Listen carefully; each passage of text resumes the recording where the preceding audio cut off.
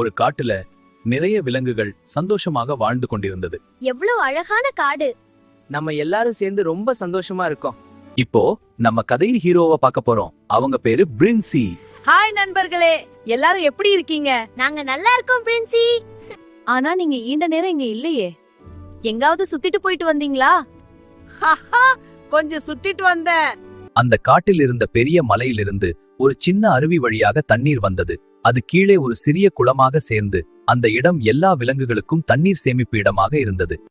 இந்த தண்ணீர் இல்லனா நாம எப்படி வாழ்வோம்? ஆமா, இந்த குளம் தான் நமக்கு லைஃப். நாம எல்லாரும் இங்கதான் தினமும் தண்ணீர் குடிக்கிறோம். இந்த தண்ணீர் நமக்கு ரொம்ப முக்கியம் நண்பர்களே. நாட்கள் கடந்தது. கோடை காலம் வந்தது. அருவியில் இருந்த தண்ணீர் மெதுவாக குறைந்து முடிவில் நின்று போயிற்று. அதனால் குளமும் முற்றிலும் வறண்டு போயிற்று. ஐயோ, தண்ணீர் எல்லாம் இல்லையே. இப்போ நாம என்ன பண்ண போறோம்? இந்த குளம் இல்லாம நமக்கு ரொம்ப கஷ்டம். கவலைப்படாதீங்க நண்பர்களே, நாம இதுக்கு ஒரு வழி கண்டுபிடிப்போம். அப்போ பிரின்சி ஒரு யோசனை சொன்னது.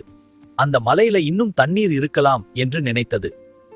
ஆனா மற்ற விலங்குகள் கொஞ்சம் பயந்து போனார்கள். ஆனா பிரின்சி, நாம இதுவரை அந்த பக்கம் போனதே இல்லையே. அங்க போனால நமக்கு ஆபத்து இருக்கலாம்.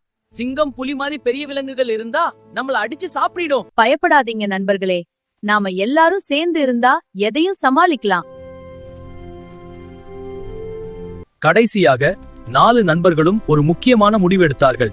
அவர்கள் எல்லாரும் சேர்ந்து மலையின் அந்த பக்கம் சென்று தண்ணீரை தேட முடிவு செய்தார்கள். வாங்க நண்பர்களே, நாம சேர்ந்து போனால் கண்டிப்பா தண்ணீர் கிடைக்கும். எனக்கு கொஞ்சம் பயமா இருக்கு. ஆனா உங்க கூட நான் வரேன் பிரின்சி. நாம எல்லாரும் சேர்ந்து இருந்தா நிச்சயமா வெற்றி கிடைக்கும். ஆமா, நாம் ஒன்றா இருந்தா எதையும் சாதிக்கலாம். வாங்க, இது ஒரு அட்வென்ச்சர் மாதிரி இருக்கும். தூரத்திலிருந்து அவர்கள் ஒரு அருவியை பார்த்தார்கள். அது உண்மையா இல்ல கனவா என்று அவர்கள் ஆச்சரியப்பட்டார்கள். இறுதியாக 4 நண்பர்களும் காட்டின் உள்ளே ஒரு மறைந்த அருவியை கண்டுபிடித்தார்கள். பாருங்க நண்பர்களே, நமக்கு தண்ணீர் கிடைச்சிடுச்சு. வாவ், இவ்வளவு அழகான அருவியா! நம்ம அட்வென்ச்சர் சூப்பர் சக்சஸ். இது நமக்கு ஒரு பெரிய உதவி. இந்த கதையிலிருந்து நாம் என்ன கற்றுக்கொண்டோம் தெரியுமா? பயத்தை விட்டுவிட்டு துணிவுடன் முயற்சி செய்தால் நமக்கு தீர்வு கண்டிப்பா கிடைக்கும்.